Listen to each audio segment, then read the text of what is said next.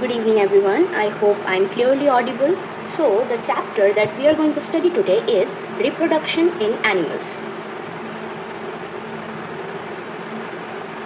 So, before starting this chapter, we need to know a few things. The first thing is, what is reproduction? And the second thing is, why is it necessary, or what is the purpose of reproduction? Now, coming to the first question, what is reproduction?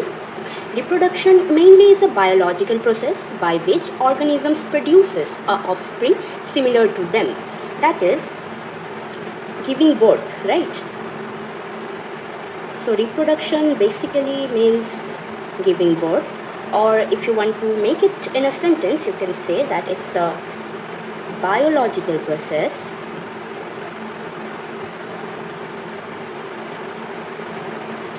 by which organism produces offspring. Now, what does offspring means? Offspring means the babies, like human baby, a puppy, or a kitten, similar to them. Why similar to them? What does this point signify? See, a human will give birth to human, so the baby will look like a human. A dog will give birth to a puppy, which will obviously look like his or her parent. Now, the thing is, why is reproduction essential? What is the purpose of reproduction? Now, for the continuation of species, reproduction is essential. If a particular species does not reproduce, what will happen? It will extinct, right? On a particular day, it will extinct. But reproduction helps in its continuation. So basically, why is reproduction essential? It is essential for the continuation of the species. Now, let's move on to the modes of reproduction. I guess you already know the modes of reproduction. The modes are as follows. One is the sexual mode of reproduction, and the other is the asexual mode of reproduction.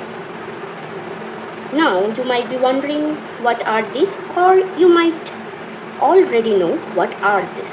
In sexual reproduction, it involves how many parents? Two parents. It involves two parents, whereas asexual reproduction involves single parent.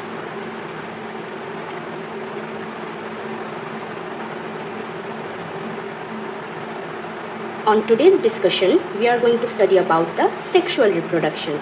I guess you have already studied sexual reproduction in plants in your previous classes.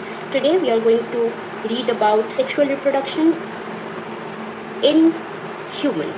Now, as I have said, sexual reproduction involves two parents.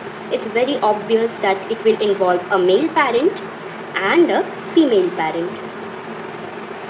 Right? Now see, both of them produces gametes. Both of them produces what? Both of them produces gametes. The male gamete is known as the sperm, and the female gamete is known as the ova.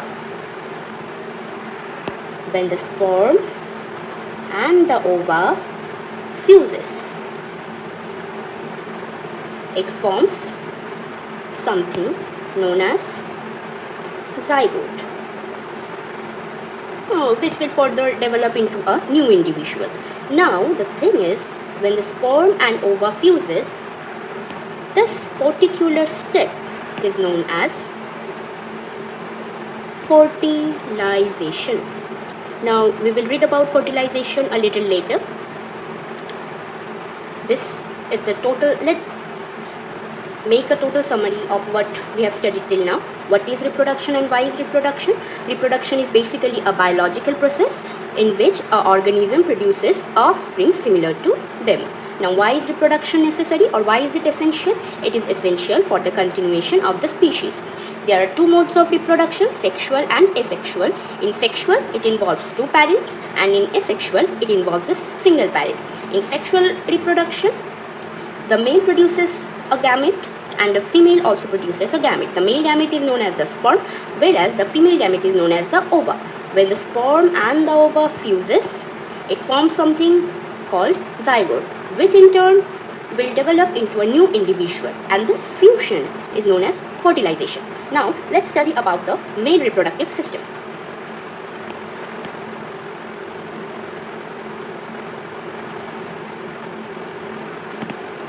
So, male reproductive system. I guess there is an image in your NCERT book. We will study with the help of that particular image.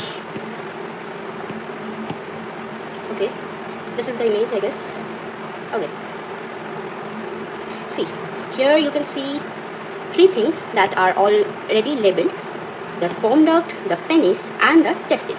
Now see, this sperm duct is also known as vas deferens. Okay, this sperm duct is also known as vas deferens. So basically, what does the male reproductive system includes? It includes sperm duct, penis, and pair of testicles or testes. Now, I think we should study a little extra and know a little more about these organs. Now see, this black line that you can see here, let me mark it for you guys. This black line that you can see here is what we call as urethra. Okay, so this is the urethra. The second thing that I think you guys should know is this one, and this thing is known as epididymis. Now these terms might sound a little foreign to you, but you need to know this term, though not very much important at this moment, but let's know a little extra, no harm, right? And the last thing that I will say you is something called scrotum. This also might sound a little foreign, but you need to know. So this is something called scrotum. Okay, where is the scrotum? What is the scrotum? We will gradually know. Now see, let's recap. Okay, so this is the male reproductive system, which includes sperm duct, which is also known as the vas deferens, the urethra, the penis, the epididymis, testis, and something called as scrotum. Now, what are the function of this particular things that we have marked here? Right? You know, you guys, I think you guys know this is the bladder, obviously, the urinary bladder. The male reproductive system is just below it. Now see, what is the function of the testis? The testis produces millions and millions of sperm. So the testis produces sperm. Okay, the testis produces sperm. And what is the function of the scrotum? The testis is inside the scrotum. The outer sac is the scrotum, whereas the testis is located inside the scrotum. The scrotum actually helps to regulate the temperature which is required for sperm production. What does the scrotum do? It helps to regulate the temperature. Okay. Sorry for the inconvenience. It helps to regulate the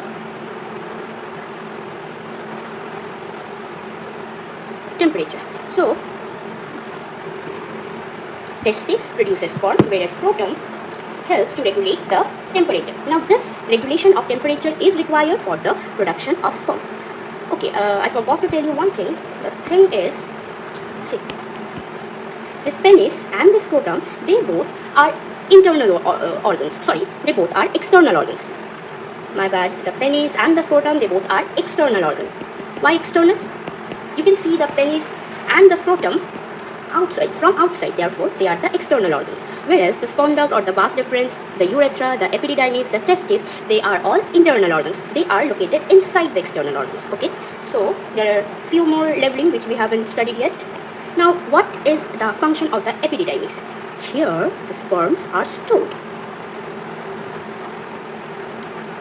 Here the sperms are stored. What is the function of vas deferens then? It helps to transport the sperm.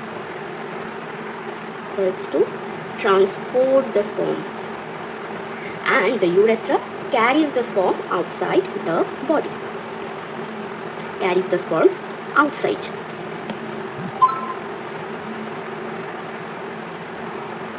Okay, let's recap. See, what are the things that are in male reproductive system? The sperm duct or the vas deferens, the urethra, the penis, epididymis, scrotum, and the testes.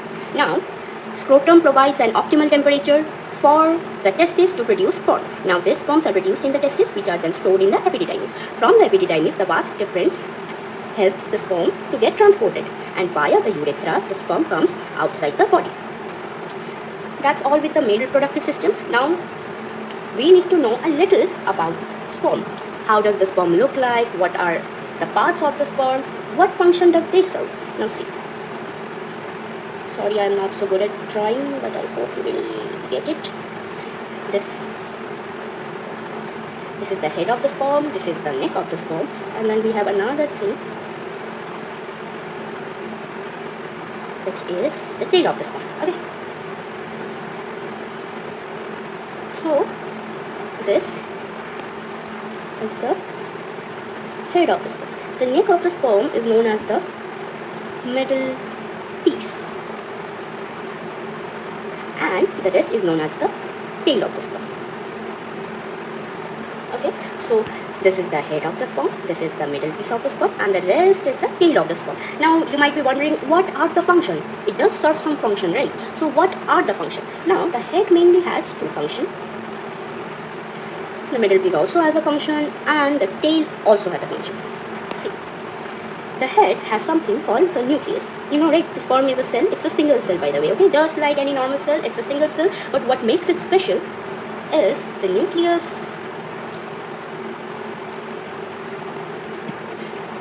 And there is something called the acrosome. What function does this both serve? See, the nucleus carries something we call the genetic material.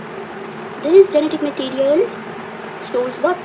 It stores the DNA, right? Genetic material, it stores the DNA. So, this DNA is required, right, to inherit for the inheritation, like to make you all understand a little more clearly. Now see, sometimes you guys must have heard, like, you look like your dad or your mom. Why does you look like your dad and mom and not someone else living in some other part of the world?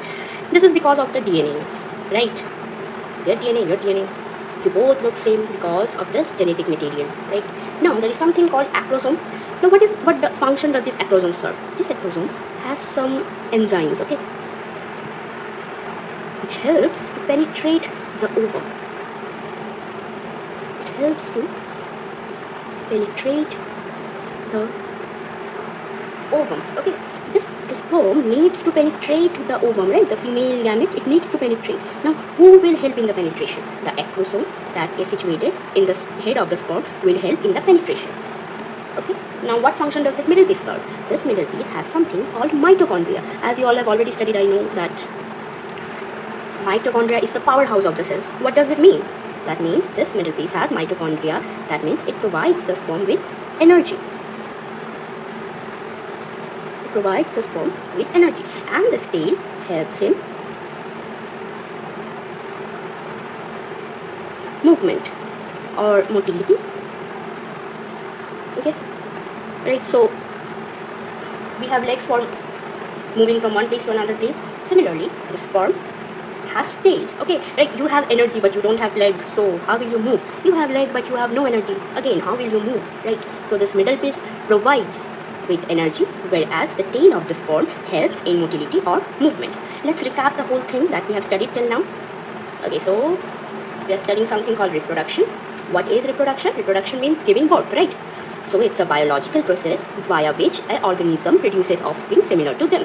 Why is reproduction necessary? Reproduction is necessary for the continuation of the species. What are the modes of reproduction? Sexual mode, and the other is the asexual mode. The sexual mode involves two parents, whereas the asexual mode involves single parent. The male produces a gamete, the female produces a gamete, which are required for the sexual reproduction. The male gamete is known as the sperm and the female gamete is known as the ova. When the sperm and the ova fuses, it gives rise to zygote, okay? And the process of fusion is known as fertilization.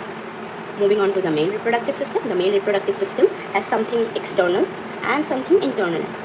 Okay, the external part includes the penis and the scrotum, whereas the internal part involves the vas deferens, urethra, epididymis, and the testes. Okay, see, when you will go in higher classes, you will read many more things like prostate and so on. Okay, seminal vesicles and so many things you will read, but the class that you are studying now, I think this is more than enough for you. Okay, so what are the parts in male reproductive system? We have something called sperm duct or vas deferens, urethra, penis, epididymis, scrotum, and the testis. The scrotum provides the optimum temperature that is required for the production of sperm, and the testis produces sperm.